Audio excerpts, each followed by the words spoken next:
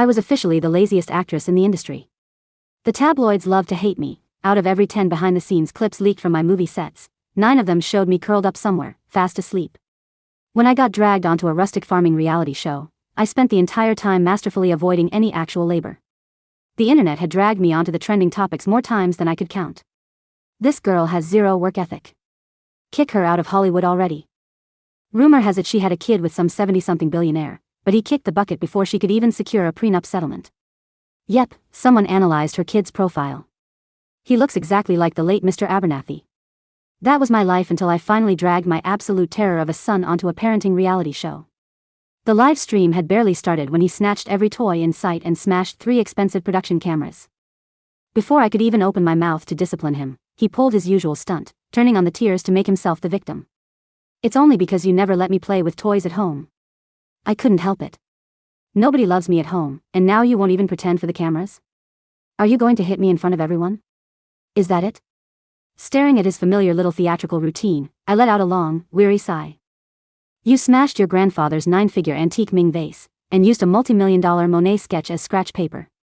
Your grandmother has a heart condition and needed her nap, yet you blasted monotone Gregorian chants on a loop right in her ear. Your dad was rushing to catch an international flight, and the second he cleared airport security, he opened his carry-on to find you'd swapped his clothes for live goldfish from our backyard pond. And this morning, before we left, you squeezed a whole tube of mint toothpaste into my breakfast sandwich. Milo, tell me, does a kid like you really not deserve a timeout? If his father weren't ridiculously wealthy and competent, this little terror would have bankrupted me 10 times over. Milo, if you climb over my shoulders one more time, I swear I'm tossing you out the window. Our luxury van was gliding smoothly toward the filming location for Growing Up Together, a parenting reality show. Today's shoot was hosted at the home of my arch-rival, Seline. My 6-year-old son was currently treating me like a human jungle gym, scaling my torso for his 18th successful summit of the afternoon. You're lying, Mommy. This is the interstate. Littering is a heavy fine, Milo retorted in his sweet, baby-pure voice, pressing his tiny thumb directly into my temple. I could feel a vein throbbing in my forehead. From the front passenger seat, my manager, Teresa, turned around. Deborah, you're trending again because of the kid's mystery dad. She shook her head. If these people actually knew who you married, their jaws would drop. Half of Hollywood's distribution and media networks are literally under his name. I casually scrolled through my phone. Sure enough, someone had just posted a thread claiming my debut was funded by an ancient sugar daddy. They mocked me, alleging that after I got pregnant, the old guy died and left me penniless. The moment the van pulled up to the filming villa and the doors slid open, Milo launched himself out like a heat-seeking missile. 2 other families had already arrived. Seline, America's sweetheart and my resident nemesis, was gently holding her son Parker's hand. The other group was Chelsea, a washed-up indie singer, with her quiet daughter, Lucy. The live comment feed erupted the second my face appeared on screen. The lazy queen of Hollywood has arrived. How does she have the nerve to be on a parenting show? Does she even know how to mother? $5 says she finds a couch and passes out within 10 minutes. Someone asked Deborah how old the baby daddy was. Is he officially in the grave? I ignored the noise. My only goal was to find some shade and relax, but my son had other plans. Right as Seline was smiling warmly at the camera, explaining how remarkably mature and helpful her little Parker was, Milo charged. In one swift motion, he snatched the limited edition transformer right out of Parker's hands, then swiped the porcelain doll Lucy was cradling. Both kids froze in shock before bursting into tears. Immediate chaos ensued. Milo wasn't done. Brandishing his stolen loot, he tore through the courtyard. A cameraman tried to dodge but got clipped, tumbling to the ground. His high-end camera crashed onto the concrete, the lens shattering into a spiderweb of cracks. Then Milo pivoted toward a heavy jib camera, grabbing the loose cables and swinging from them like Tarzan. Creak, crack. Camera number 2 went dead. Our director, Director Moore, looked like he was about to have a stroke. His face was a deep, mottled purple. The comments were going ballistic. Seline immediately dropped to her knees, pulling a sobbing Parker into her arms. Deborah, I know boys will be boys, but you can't just let him run wild like this, she said, her voice dripping with maternal concern, though her eyes danced with absolute glee. Oh dear, what are we going to do? Director Moore's gear is imported and incredibly expensive. You. She trailed off, heavily implying I couldn't afford the bill. She glanced at my calm expression, pretending to be deeply worried on my behalf. Director Moore, let me cover the damages for Milo. He's just a child, but as parents, we have to take responsibility. Director Moore gave me a hesitant look. The live chat was practically catching fire. Seline is such a class act. Look at Deborah just standing there like a statue. Is she too embarrassed to speak? If you're broke, just say so. Someone offers to pay your tab and you don't even say thank you? Unbelievable. Whatever money she got from that dead old guy is probably running dry. No wonder she's clutching her purse. Before I could even open my mouth, Milo, the little drama king, executed a perfect slide tackle onto the grass right in front of me, big fat tears instantly welling up in his eyes. Mommy, it's only because you never let me play with toys at home. That's why I lost control. Nobody loves me at home. Are you not even going to pretend for the cameras? Are you going to hit me in front of all these people now? With that single monologue, he successfully painted me as the ultimate wicked mother of the century. The live feed went into a total frenzy. That poor baby. His natural instincts had been totally repressed. No wonder he snapped. I knew Deborah was trash. This is emotional abuse. Production needs to call child services. Honestly, I'm starting to believe those rumors. She kept the kid, but the dad is clearly, well, out of the picture. We all know how it goes. Seline looked at me with deep, performative pity, stepping forward as if to shield Milo. Deborah, he's just a little boy. Don't scare him. Let's talk about this calmly. She leaned in, dropping her voice so only I could hear. And about the equipment, if you're actually struggling financially, just let me know. I won't make a scene. I let out a dry laugh and took a step back from her cloying perfume. Keep your charity, Seline. Go worry about your own kid. I looked down at the little monster currently wrapping himself around my leg, wailing like he was being tortured, and exhaled a long, heavy sigh. Milo, I said, my voice carrying clearly across the quiet lawn. You smashed a 9-figure antique vase in your grandfather's study, and used an original Monet sketch as drawing paper. Your grandmother needed her afternoon nap for her heart condition, and you blasted monotone Gregorian chants on a loop right next to her ear, nearly sending her to the emergency room. Your dad was rushing to catch an international flight, and the moment he cleared airport security, he realized you'd emptied his carry-on and replaced his entire wardrobe with live goldfish from our backyard pond. And this morning, before we even stepped out the front door, you squeezed an entire tube of mint toothpaste into my breakfast sandwich. So tell me, Milo, does a kid like you really not deserve a timeout? With every sentence, Milo's sobbing slowed, his theatrical little face freezing inch by inch. The comments section instantly flipped. I take it back. If my kid did that, I'd ground him until he was 30. Not even Jesus could save him. Suddenly, Deborah's chronic fatigue makes complete sense. If I had to deal with this kid every day, I'd choose to be unconscious too. Wait, hold on. Is she just making up this crazy rich lifestyle to save face? It sounds like a bad movie script. Exactly. And pretending the dad is alive and wealthy? Did she find an even older, richer sugar daddy? Bold lie to tell on live TV. Grab the popcorn, guys, she's going down. Ignoring the swirling storm of skepticism, I calmly reached into my designer tote, pulled out a matte black card, and handed it directly to the director. To cover the cameras. Keep the change. Director Moore looked down, his hand freezing midair. Celine's eyes darted to the card, and she let out a sharp gasp. Deborah, is that a Centurion black card? How on earth did you get one of those? Seeing her transparent shock, I resisted the urge to roll my eyes. Why? Am I not allowed to have one? She was obviously dying to imply I'd slept my way into securing the black card from some anonymous old benefactor. But with millions watching live, she had to play nice. Oh, nothing. I was just surprised. The chat was still spiraling, trying to dissect my connection to the elderly billionaire I'd been photographed with months ago. What connection? He was my husband's uncle. They shared genetics, of course they looked a bit alike. My phone buzzed in my pocket. A text from my husband, this low-budget show is treating you like a punching bag. Want me to fly in and shut them up? I smiled faintly and typed back, no need. I brought our marriage certificate in my bag. I'll blind them with it when the time is right. A pale Director Moore cleared his throat and waved his hand to resume filming. The first challenge was announced, the ultimate scavenger hunt. The production crew had hidden ingredient cards all over the sprawling estate. Each family had to follow clues to find 3 cards, which would determine their dinner. All right, kids. Let's find what we're eating tonight, the host cheered. Quiet little Lucy clutched her father's hand tightly. Parker, on the other hand, puffing out his chest like a miniature gentleman, turned to Seline. Mommy, you rest here. I'll handle this. Seline immediately flashed a touched, teary-eyed smile for the lens. My sweet Parker is always so thoughtful. He's been taking care of me since he was a toddler. The live chat swooned. Beside me, Milo's eyes glazed over for a split second before the mischief reignited in his chest. Completely ignoring the rules of the game, he started leaping over patio furniture and tearing through decorative planters. I didn't bother chasing him. Instead, I strolled over to a cushioned chaise lounge in the shade, slipped on my silk sleep mask, and drifted off.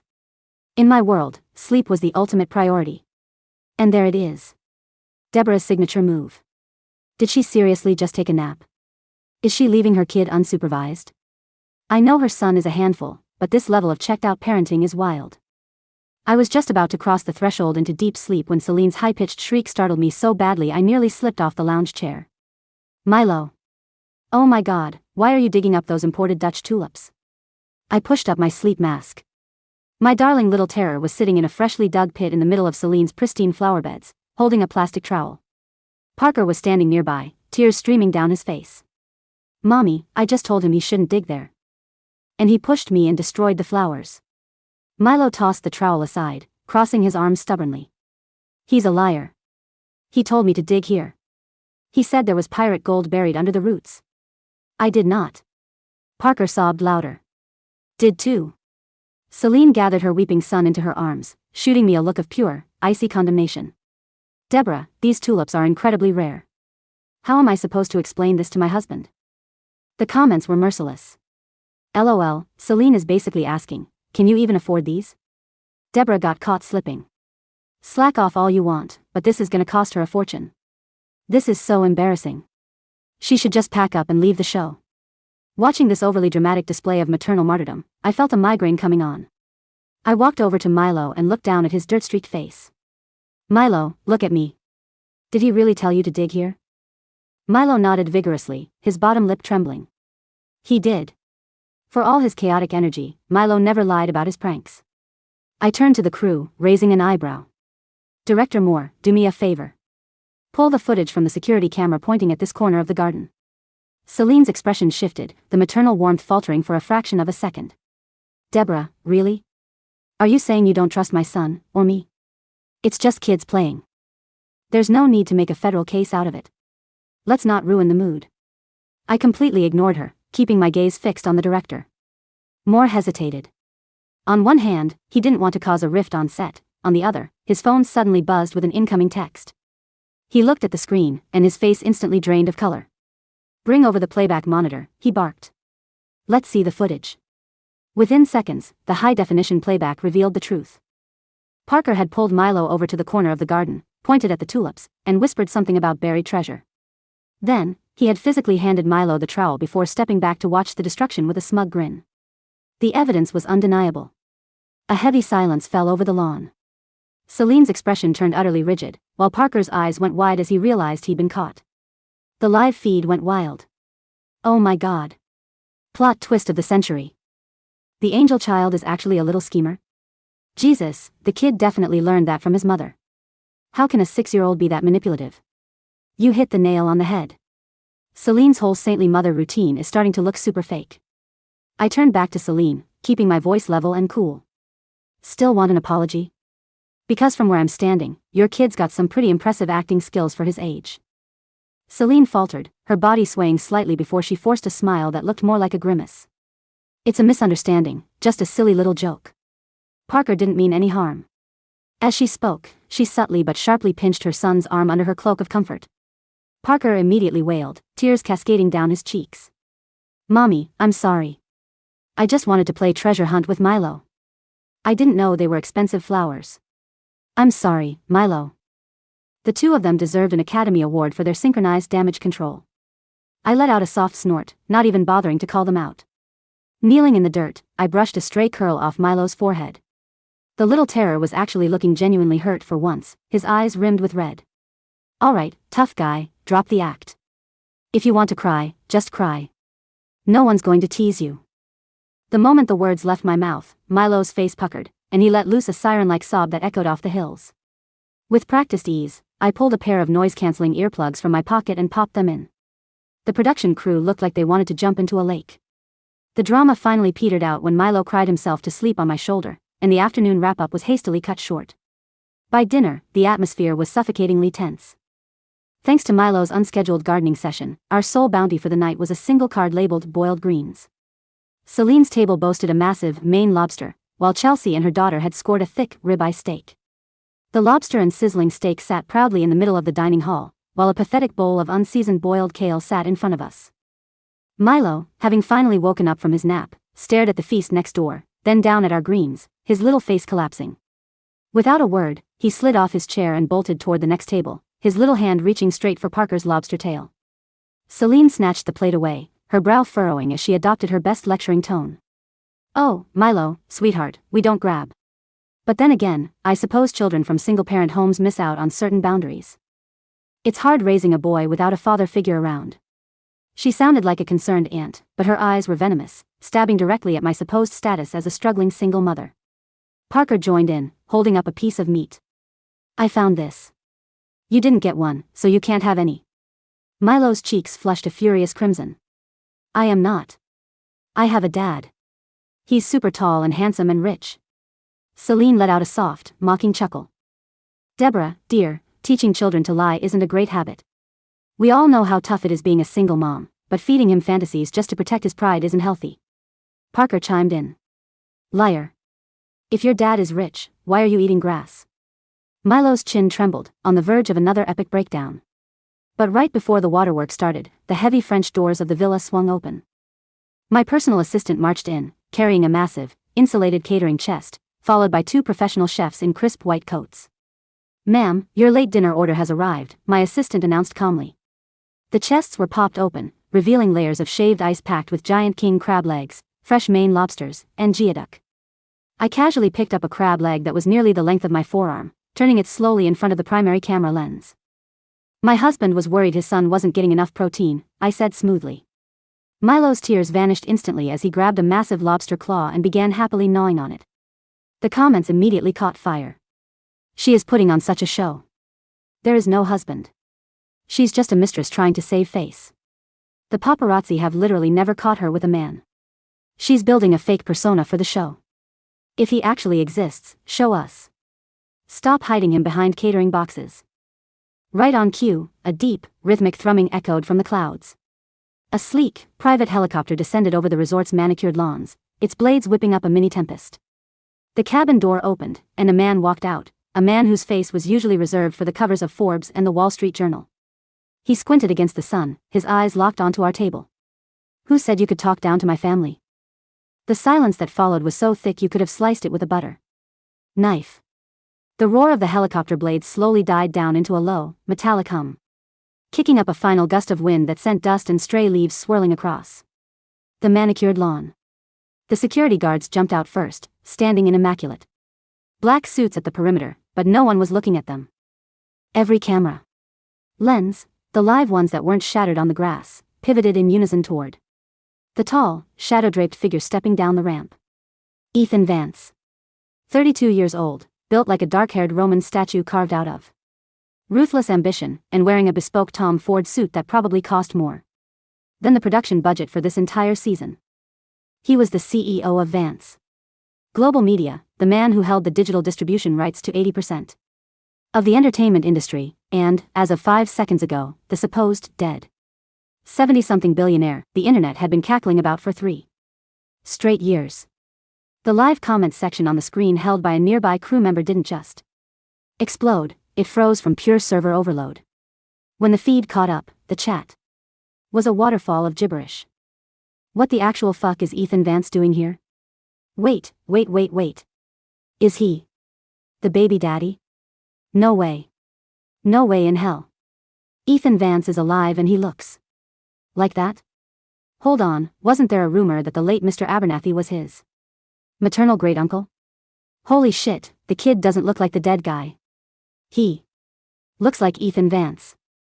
Celine's face right now, someone meme this. Immediately. Director Moore's face had gone from purple to a translucent, ghostly white. The clipboard in his hand slipped from his fingers, clattering against the patio tiles, but he didn't even bend down to pick it up. He just stood there, his mouth working silently like a fish out of water. Seline, meanwhile, looked like someone had just poured liquid nitrogen down the Back of her designer dress. Her smile had frozen mid-pose, her eyes wide, glassy, and completely shattered. She clutched Parker's shoulder so hard the poor boy let out a squeak of genuine discomfort. Mr. Vance, Director Moore stammered, his voice jumping an entire octave. We didn't know you were visiting the set. If we had been notified, we would have prepared a proper welcome. Ethan didn't even glance at him. His polished Oxfords crunched over the gravel as he strode directly past the director, past Seline, and stopped right in front of where I was sitting. He didn't look like a terrifying corporate shark right now.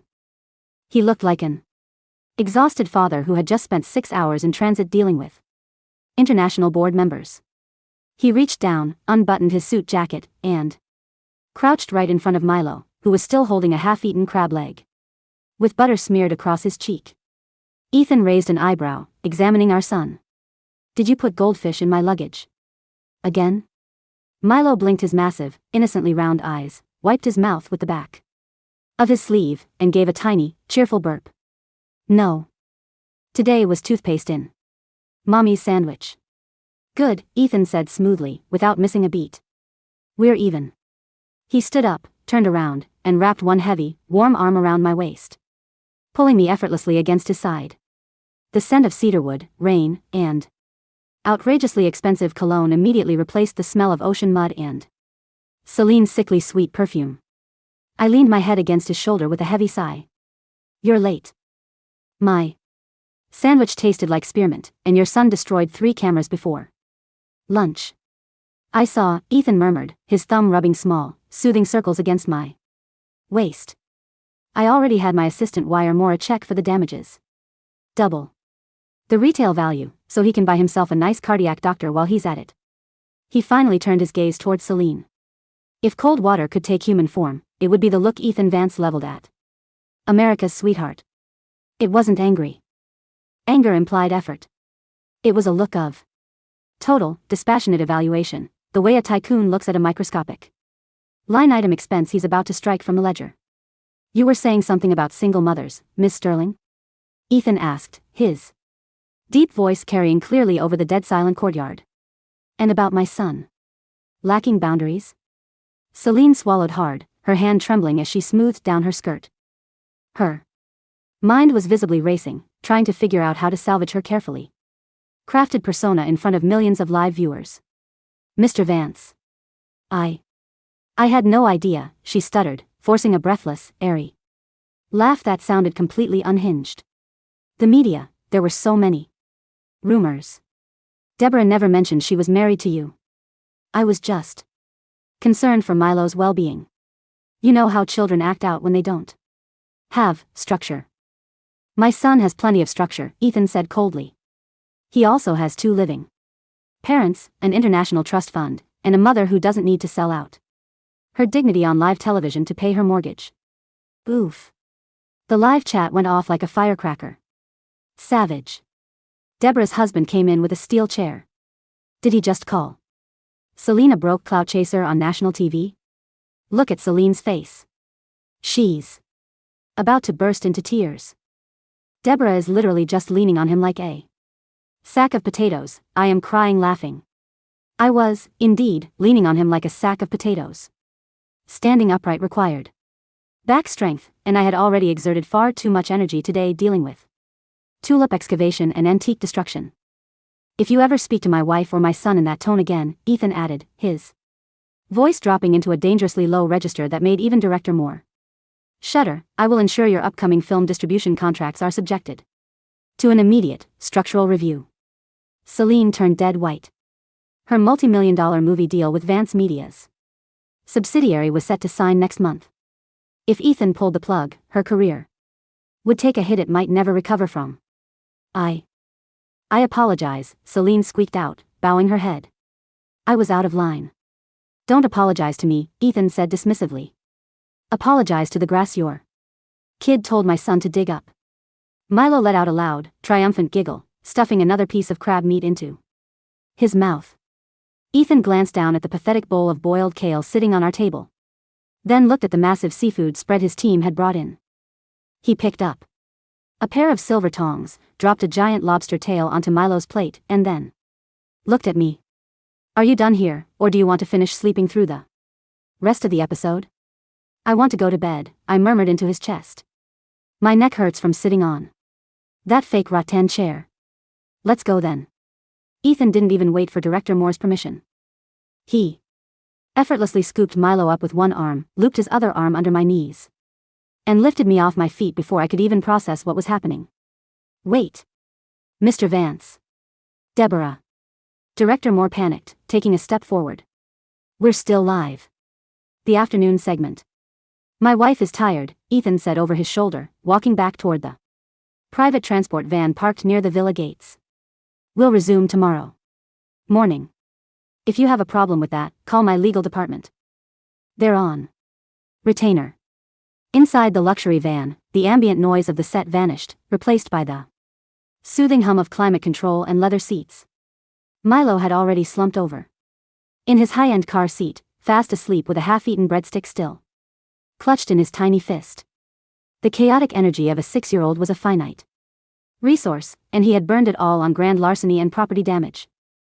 I stretched out across the rear bench, resting my legs across Ethan's lap while he opened his laptop to review stock portfolios. You didn't have to fly in, I said, squinting up at him as he typed effortlessly with one hand. I had my marriage certificate ready in my purse. I was going to slap Seline across the face with it during the evening Q&A. Ethan didn't look up from his screen, but a faint, rare smirk tugged at the corner of his lips. And missed the chance to see you actually stay awake past 8 o'clock? Not a chance. Besides, the board meeting in Chicago ended early. You bought out the Chicago office just to have an excuse to fly here, didn't you? I bought the airline, he corrected smoothly, tapping a key. It was more efficient. I rolled my eyes, pulling a plush throw blanket up to my chin. You're absurd. And you're trending #1 worldwide, Ethan replied, turning his laptop screen toward me. I squinted at the live analytics. The top 10 trending topics on Twitter/X were entirely dominated by our 5-minute interaction. 1. Hashtag Ethan Vance is alive. 2. Hashtag Deborah's husband. 3. Hashtag the goldfish incident. 4. Hashtag Seline in shambles. 5. Hashtag Milo the chaos god. 6. Hashtag lazy queen retreats. Public opinion had shifted so fast it gave me mental whiplash. The internet, which had spent the last 3 years painting me as a gold-digging parasite who trapped an elderly billionaire into a tragic deathbed pregnancy, was now losing its collective mind over the dynamic between the lazy queen of Hollywood and the undisputed sovereign of American media. Comments were flooding in by the hundreds of thousands. Can we talk about how Deborah didn't even look surprised when a whole-ass helicopter landed? She was just annoyed her nap got interrupted. The way he picked her up like a toddler. Because she was too lazy to walk to the van, loudly crying face, I need a man who will buy a whole catering crew because his kid is eating boiled kale. Wait, so Milo wasn't lying about the Monet sketch and the Ming vase? They actually have Monets at home? Pray for Director Moore. Man looked like he was about to meet his ancestors live on Twitch. They're calling you a mastermind, Ethan murmured, leaning down to press a soft kiss against my forehead. They think you spent 3 years playing low-profile chess just to humiliate Seline on live television. I don't play chess, I mumbled, my eyelids growing heavy as the warmth of the van lulled me toward unconsciousness. Chess requires sitting up and moving pieces. I play nap. I know, sweetheart, Ethan chuckled, smoothing a strand of hair behind my ear. Go to sleep. I'll handle the internet. The next morning, the sun broke over the luxury estate with crisp, merciless brightness. When I dragged myself out of the master suite around 10 a.m., having successfully negotiated a 2-hour delay with the production team via Ethan's overwhelming corporate leverage, the main courtyard was an entirely different battleground. Director Moore had replaced his frantic, sweaty demeanor with a look of terrifyingly intense reverence. Every crew member moved with military precision. The cameras were brand new, top-of-the-line units that looked like they belonged on a Hollywood film set, courtesy of Vance Media's emergency logistics division. Seline was sitting by the pool, looking exceptionally pale under a layer of thick makeup. She was wearing an outfit that screamed approachable humility, a Muted beige sweater and simple jeans, clearly trying to pivot her image after yesterday's disaster. Her son Parker sat quietly beside her, looking unnaturally subdued. Chelsea and her daughter Lucy were off to the side, quietly enjoying a lavish breakfast buffet that had miraculously appeared overnight. "Good morning, Deborah," Seline called out as soon as she saw the live cameras tracking me. Her voice was overly sweet, practically dripping with forced warmth. "Did you sleep well? We were just talking about today's challenge." I strolled over in a silk lounge set, dark sunglasses covering half my face, holding a steaming mug of black coffee. Milo was trailing behind me, dragging a giant stuffed dinosaur by its leg, looking like he was plotting his next crime against humanity. "I slept fine," I said, sinking into the softest outdoor couch available. "What's the challenge?" "Something that doesn't involve heavy lifting, I hope." Director Moore stepped forward, clearing his throat loudly. "Ahem. Today's challenge is the family harvest and cooking showcase. Each family will work together to harvest fresh vegetables from our organic farm, catch fish from the pond, and prepare a 3-course family meal." He looked at me nervously, clearly praying that Milo wouldn't decide to burn the farm to the ground. "Milo," I murmured, taking a sip of coffee. "Go pick some tomatoes. If you throw them at anyone, you're grounded from your iPad for a month." Milo squinted his dark eyes at me, eyes that were an exact replica of Ethan's, and weighed his options. The iPad threat was severe. He let out a dramatic puff of air, dropped his dinosaur, and trotted off toward the greenhouse with a tiny wooden basket. Look at him go. The little menace is actually complying. The iPad constraint is universal, even for billionaires' kids, haha. Deborah's parenting style is literally minimum effort, maximum threat level. While the kids were in the greenhouse, Seline casually drifted over to my couch, holding a glass of iced tea. She made sure the camera crew was following her closely. "Deborah," she began, sitting on the edge of the adjacent chair with a soft, melancholic smile. "Yesterday was intense. I really wanted to express how glad I am that things worked out for you. It must have been so hard, keeping your marriage a secret for so long. People were saying such awful things about you." I didn't take off my sunglasses. I didn't keep it a secret. Nobody asked. They just made up stories, and I was too tired to correct them. Celine's knuckles whitened around her glass. "Right, of course. But you know how the industry is. Image is everything. People were worried you were taking advantage of, well, Ethan's family connections. Some of the production staff were even saying that Ethan bought out the show's main sponsor last night just to make sure you stayed on top." There it was. The subtle poison. She was trying to frame me as a talentless, lazy trophy wife whose powerful husband was buying her way through life, leveraging the internet's innate disdain for nepotism and privilege. Before I could answer, a loud splash echoed from the direction of the pond, followed immediately by a sharp, terrified scream. "Mommy! The fish is eating me!" I sighed, pinching the bridge of my nose. What did he do now? We rushed over to the pond area. Chelsea was already standing by the bank, gasping, while her daughter Lucy was hiding behind a tree. In the middle of the shallow pond stood Parker, covered from head to toe in black, smelly pond mud, wailing at the top of his lungs. And right beside him, standing triumphantly on a slippery wooden dock, was Milo. He was holding a massive, thrashing catfish by the tail, looking like a miniature, muddy Viking. "What happened?" Seline shrieked, rushing toward the edge of the water, her white designer sneakers getting instantly ruined in the mud. "Parker. Sweetie. He tried to push me in." Parker sobbed, wiping mud into his eyes. "I was just trying to catch a fish, and Milo shoved me." The live chat instantly began to split. "Oh no, not again. Did Milo push him? Look, Milo isn't even muddy. Wait, let's not jump to conclusions. Remember the tulips yesterday?" Director Moore looked like he was about to faint again. "Get the playback. Get the playback cameras right now." "No need," a calm, deep voice called out from the pathway. Ethan had walked down from the main villa, looking completely out of place in a crisp white dress shirt with the sleeves rolled up to his elbows, holding 2 high-end tablets. He walked over to Seline, who was frantically trying to pull her muddy son out of the water.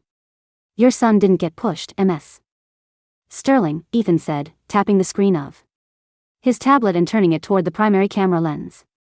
My company owns the security infrastructure installed in this park 3 months ago. High definition, 4K night vision audio-visual sensors. The video played smoothly in crisp, uncompressed detail. On the screen, Milo was sitting quietly on the dock, humming a strange, tuneless song while dangling a piece of bread on a hook. Parker had crept up behind him with a large plastic bucket, clearly intending to dump a tub of muddy pond water over Milo's head. But right as Parker swung the bucket, Milo had casually leaned over to pick up a shiny pebble. Parker lost his balance from the momentum, overbalanced, and face planted directly into the deepest part of the mud bank, splashing himself entirely. Milo hadn't even touched him. He had simply stepped out of the way, caught a fish that got startled by Parker's crash, and turned around to look confused. The silence on the set was absolute. The live comments went into pure, unadulterated hilarity. Dodged. Man has matriculated Ultra Instinct at age 6. Parker is a menace. He tried to mud bomb him. Milo didn't even notice. He just picked up a pebble and caught a catfish. Legend. Seline's kid is literally a cartoon villain who keeps blowing himself up with his own dynamite. Ethan Vance coming through with the 4K receipts every single time is my new favorite genre of television.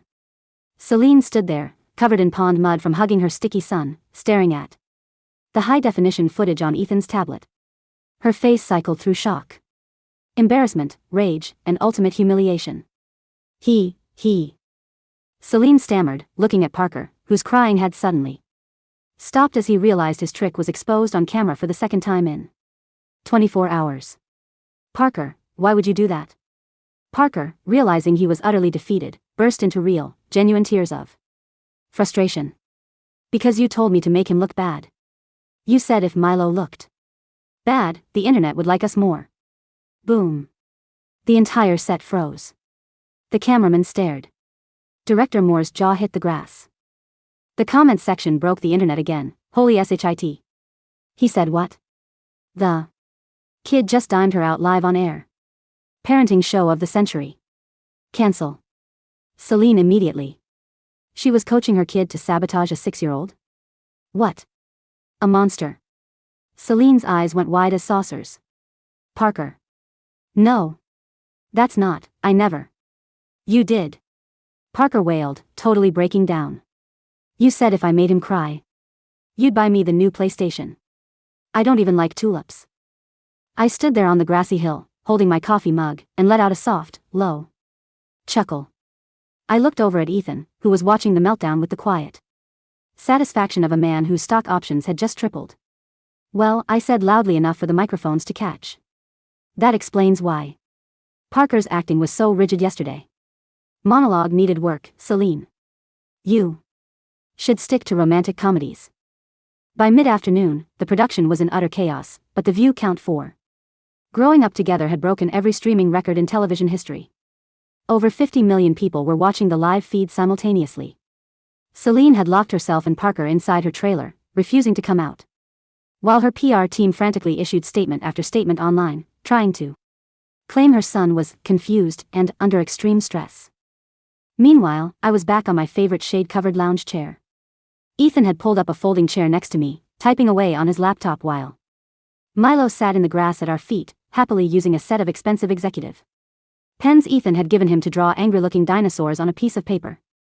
Her sponsors are dropping like flies, Ethan said casually, scrolling through a media report. 3 major fashion brands canceled her endorsement deals 20 minutes ago. Her talent agency is considering dropping her by the end of the week. Serves her right, I murmured, pulling my eye mask down. She woke me up from my nap yesterday for no reason. That's unforgivable. Ethan laughed softly, reaching over to squeeze my hand. You really don't care about any of this, do you? The fame, the public opinion, the luxury? I lifted my eye mask slightly to glance at him. Ethan, I married you because you have a soft bed, a quiet house, and enough money that I never have to read a movie script again if I don't want to. Why would I care about what strangers on the internet think? Fair point, he said, leaning over to kiss my cheek. Although, your manager is currently losing her mind over the 500 script offers that just flooded her inbox. Tell her I'm dead, I said immediately, pulling the mask back down. Or retired. Whichever takes less effort to explain. Mommy. Milo suddenly piped up from the grass, holding up his paper. Look. I drew Daddy. I peeked under the mask. The drawing was a scribbly, black stick figure monster. With giant sharp teeth, wearing a tie, standing next to a tiny stick figure. Sleeping under a blanket. Very accurate, I praised him. Where are you in the drawing? I'm the monster, Milo said proudly, pointing at the scary stick figure. Daddy. Is the tie. Ethan looked at the drawing, then looked at his son, letting out a heavy, weary sigh that sounded identical to the one I had let out 24 hours ago. Deborah, are you sure we can't send him to a boarding school in Switzerland? Just for a couple of years? He's 6, Ethan, I murmured, settling back into the cushions. Besides, Switzerland has nice mountains. He'd probably figure out how to cause an avalanche. The final evening of the 3-day filming block was supposed to be a fancy live-streamed dinner where the mothers reflected on their parenting journey. Seline finally emerged from her trailer at 7 p.m., looking drained, her eyes puffy despite heavy makeup. She didn't dare look in my direction, sitting as far away from our table as physically possible. Chelsea and her daughter were chatting quietly, while Director Moore looked like a survivor of a major natural disaster who was just grateful to still be breathing. The host of the show, trying desperately to steer the broadcast back onto a wholesome track, held up his microphone. Well, what an incredible, unforgettable 3 days, the host chirped nervously. We've seen tears, we've seen laughter, and we've seen incredible family bonds. Deborah, as we wrap up this special broadcast, is there anything you'd like to say to the millions of mothers watching at home? The camera zoomed in tight on my face. I was sitting in an evening gown that Ethan's team had delivered hours ago, a stunning, effortless dark emerald silk wrap dress. Milo was sitting on Ethan's lap nearby, quietly trying to untie his father's silk tie without him noticing. I looked directly into the camera lens. To all the mothers out there, I said, my voice smooth, calm, and utterly unbothered. If your kid smashes an antique, squashes your tulips, or squeezes toothpaste into your sandwich, don't stress. Just find yourself a quiet room. Lock the door, and take a nap. The world will keep spinning, the internet will keep talking, and eventually, their father will come home to deal with it. The comments section went into an absolute, legendary meltdown. Best parenting advice ever. Queen. Absolute queen of laziness and wisdom. I am framing this quote and putting it on my wall.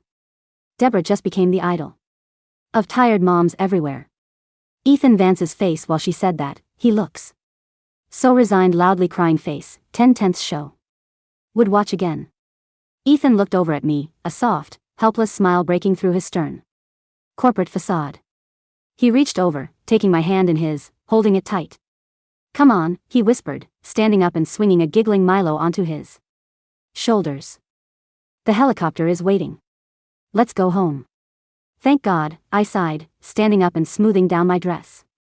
I think I need a 12-hour sleep just to recover from being awake this long. As we walked down the red carpet toward the landing pad, leaving behind the flashing cameras, the ruined garden, and a thoroughly defeated Seline, Milo leaned down from Ethan's shoulders, staring at me with his big, dark, chaotic eyes. Mommy, he called out softly. What is it, Milo? Tomorrow morning, can I put goldfish in Daddy's shoes? Ethan stopped dead in his tracks, staring down at our son with dark suspicion. I chuckled, wrapping my arm around Ethan's waist as we stepped onto the helicopter ramp. Ask your father, Milo, I said, leaning my head back against the leather seat. As the doors slid shut. Mommy's off the clock.